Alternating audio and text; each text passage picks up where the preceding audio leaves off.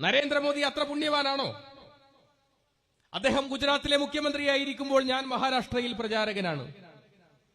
അന്ന് ഗുജറാത്ത് കലാപം നടക്കുന്നു. ഗുജറാത്ത് കലാപം നടന്ന സമയത്ത് മുസ്ലിം സഹോദരന്മാരെ സഹോദരിമാരെ ചുട്ടുചാമ്പലാക്കിയ സ്വയം സേവകർക്ക് അന്തേരി കാര്യാലയത്തിൽ സ്വീകരണം കൊടുത്തവരിൽ ഞാനും ഉണ്ടായിരുന്നു. അവർ പറഞ്ഞ അനുഭവങ്ങളുണ്ട്. ആ അനുഭവങ്ങൾ നിങ്ങൾ കേൾക്കണം. ഈ നാട്ടിലെ RSSകാർ കേൾക്കണം.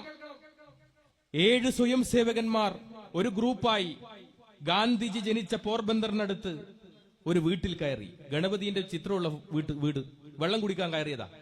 വാതിൽ മുട്ടിയപ്പോ തുറന്നു വന്നത് ഒരു പൂർണ്ണ ഗർഭിണിയായ ഉമ്മ. കാരണം മുന്നേ താമസിച്ചത് ഹിന്ദു കുടുംബ. അപ്പോ ഇവര് താമസിച്ചപ്പോ ഗണപതിന്റെ ഫോട്ടോ കളഞ്ഞില്ല, അവിടെ തന്നെ വെച്ചു. ഒരു പൂർണ്ണ ഗർഭിണിയായ ഉമ്മ. വെള്ളം വേണമെന്ന് പറഞ്ഞു സ്വയം സേവകന്മാർ. ഈ ഉമ്മ പൂർണ്ണ ഗർഭിണിയല്ലേ, പതുക്കെ നടന്ന് അടുക്കളയിൽ ചെന്ന് ഒരു വലിയൊരു പ്ലേറ്റിൽ 7 ഗ്ലാസ് വെള്ളവുമായി തിരിച്ചു വരുമ്പോ ഈ സ്വയം സേവകർക്കൊരു ഫോൺ കോൾ. എന്താ ഫോൺ കോൾ? സ്ത്രീകളെയും കുട്ടികളെയും കണ്ടാൽ വെറുതെ വിടാൻ പാടില്ല. ആ ഉമ്മയുടെ കയ്യിൽ നിന്ന് വെള്ളം വാങ്ങി കുടിച്ച് ആ പൂർണ്ണ ഗർഭിണിയായ ഉമ്മയെ ഇവർ കസേരയിൽ കെട്ടിയിട്ടു. എന്നിട്ട് കൊണ്ടുവന്ന ത്രിശൂലമെടുത്ത് ആ പൂർണ്ണ ഗർഭിണിയുടെ നിറവയറിലേക്ക് ഇങ്ങനെ കുത്തിയിറക്കി ഒരു തിരിതിരിച്ച് പുറത്തേക്കെടുത്തു. രക്തം പൊട്ടിയൊലിച്ച് തൽക്ഷണം ആ ഉമ്മ അവിടെ മരിച്ചു വീണു. എന്താ ഉമ്മ ചെയ്ത തെറ്റ്? ഒരു ഇസ്ലാമായി പോയി. ആ ത്രിശൂലത്തിന്റെ മുനമ്പിൽ ആ ഉമ്മയ്ക്ക് ജനിക്കാൻ പോകുന്ന കുട്ടിയുടെ ഭ്രൂണമുണ്ടായിരുന്നു. മറ്റൊരു വീട്ടിൽ കടന്നു ചെന്നപ്പോ അവിടെ ഒരു ഉമ്മ മുറ്റമടിക്കുന്നു. 4 കുട്ടികളും ചുറ്റും കളിക്കുന്നു. വന്ദേ മാതരവും ഓം കാളിയും വിളിച്ചു വരുന്ന ഈ കലാപകാരികളെ കണ്ട് ഈ കുട്ടികൾ അകത്ത് കട്ടിലിനടിയിൽ പോയി ഒളിച്ചു.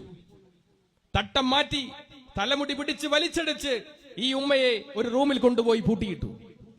ഈ കട്ടിലിനടിയിൽ കിടക്കുന്ന 4 കുട്ടികളെയും ഇവർ കഴുത്തിന് പിടിച്ച് പുറത്തേക്കെടുത്തു. അതിലൊരു കുട്ടി മാത്രം നിലവിളിക്കുന്നില്ല, പൊട്ടിക്കരയുന്നില്ല. എന്താ കാരണം? ആ കുട്ടിക്ക് ജന്മന സംസാരിക്കാൻ ശേഷിയില്ലാത്ത കുട്ടിയാ. ആ 4 കുട്ടികളെയും വീടിന്റെ അടുത്തുള്ള സെപ്റ്റി ടാങ്ക് കമ്പിപ്പാര കൊണ്ട് കുത്തി തുറന്ന് ആ സെപ്റ്റി ടാങ്കിലിട്ട് മൂടി ആ 4 കുട്ടികളെയും.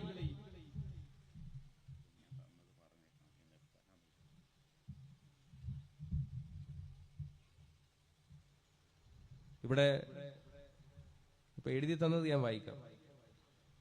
സുബഹിന് കഴിയുമെങ്കിൽ വേദിയിലേക്ക് ക്ഷണിച്ച് ഞങ്ങളെ പരിചയപ്പെടുത്തുമെന്ന് പ്രതീക്ഷിക്കുന്നു.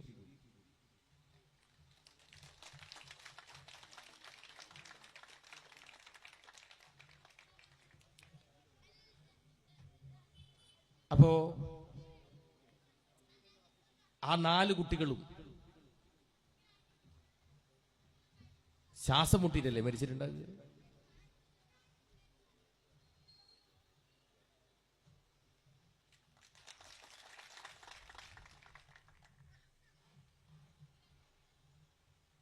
ആ ഉമ്മയെ വാതിൽ തുറന്ന് 7 പേരും മാറി മാറി ബലാത്സംഗം ചെയ്തു. എന്നിട്ട് കൊണ്ടുവന്ന പെട്രോൾ ആ ഉമ്മയുടെ തലയിൽ ഒഴിച്ചിട്ട് പറഞ്ഞു, ഇനിയൊരു കുട്ടിക്ക് ജന്മം നൽകാൻ നിനക്ക് കഴിയാതെ പോവട്ടെ എന്ന് പറഞ്ഞ് പച്ചക്ക് കത്തിച്ചു ആ ഉമ്മയെ. നിങ്ങൾ ആലോചിച്ചു നോക്കുക. അന്ന് ഗുജറാത്തിൽ മുഖ്യമന്ത്രിയായിരുന്നു നരേന്ദ്രമോദി. മറ്റൊരു വീട്ടിൽ കടന്നു ചെന്നപ്പോ ഒരു വൃദ്ധയായ ഒരു ഉമ്മ, നരേന്ദ്രമോദിയുടെ അമ്മയുടെ പ്രായമുള്ള ഒരു ഉമ്മ, തനിച്ച് വീട്ടിൽ വാതിൽ തുറന്ന് സ്വയം സേവകന്മാർ പറഞ്ഞു, ഇവിടത്തെ സമ്പാദ്യങ്ങളൊക്കെ എവിടെയാണ് ഒളിപ്പിച്ചു വെച്ചിരിക്കുന്നത്, സൂക്ഷിച്ചു വെച്ചിരിക്കുന്നത്? ഉമ്മ പറഞ്ഞു, എനിക്കറിയില്ല, എന്റെ മകൻ ജോലിക്ക് പോയിരിക്കുക. നിങ്ങൾ ആരാണ്? എന്തിനാണ് വന്നത്? എന്തിനു വന്നു? ഈ ഉമ്മയെ ഇവർ ബലമായി പിടിച്ച് ജനലിൽ ഇങ്ങനെ കെട്ടിയിട്ടു. ഉമ്മക്കാകെ ഭയന്ന് ഉമ്മ പറഞ്ഞു, എനിക്ക് വെള്ളം വേണം, എനിക്ക് വെള്ളം തരൂ എന്ന് പറഞ്ഞപ്പോ ഇവരെന്താ ചെയ്തെന്നറിയോ? RSSന്റെ ഏറ്റവും പ്രധാനപ്പെട്ട ആയുധമാണ് ചുരിക, എസ് ആകൃതിയിലുള്ള കത്തി. അതിന്റെ പ്രത്യേകത ഇരുതല മൂർച്ചയുള്ള കത്തിയാണ്. അതിങ്ങനെ കുത്തി ഒരു തിരിതിരിച്ച് പുറത്തേക്കെടുത്താൽ ഓപ്പറേഷൻ പോലും ചെയ്യാൻ കഴിയില്ല.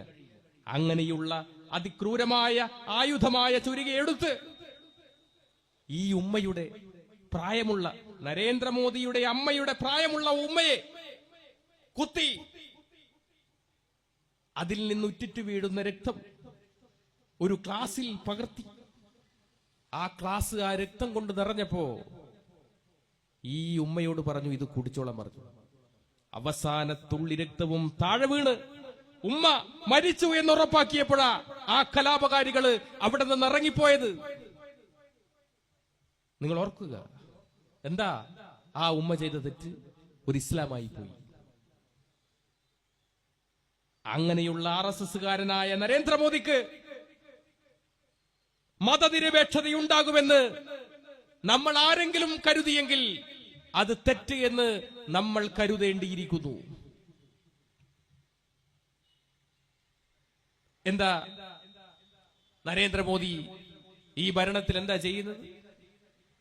അദ്ദേഹം ഇന്ത്യയുടെ പ്രധാനമന്ത്രിയായി. ഇപ്പൊ പറഞ്ഞല്ലോ, നേരത്തെ പറഞ്ഞല്ലോ, പൗരത്വ നിയമം. നരേന്ദ്രമോദിയോട് ഒരാൾ ചോദിച്ചു, വിവരാവകാശ രേഖ പ്രകാരം ചോദിച്ചു, നരേന്ദ്രമോദിയുടെ പൗരത്വം എങ്ങനെയാ തിരിച്ചറിയാ? അപ്പൊ പറഞ്ഞു അദ്ദേഹം ജന്മനാ ഇന്ത്യക്കാരനാണെന്ന്. ജന്മനാ അന്ധൻ, ജന്മനാ മൂകൻ എന്നൊക്കെ കേട്ടിട്ടുണ്ട്. ജന്മനാ ഇന്ത്യക്കാരനെന്ന് നമ്മൾ ആദ്യമായിട്ട് കേൾക്കുക. എന്താണ് അദ്ദേഹം ഈ രാജ്യത്ത് കൊടുത്ത സമൃദ്ധി? എന്താണ്? വന്നപാട് പറഞ്ഞു പശു അമ്മയാന്ന് പറഞ്ഞു. അദ്ദേഹത്തിന്റെ അമ്മ ചിലപ്പോ പശുവായിരിക്കും, നമ്മളെ അമ്മ പശുവാണ്.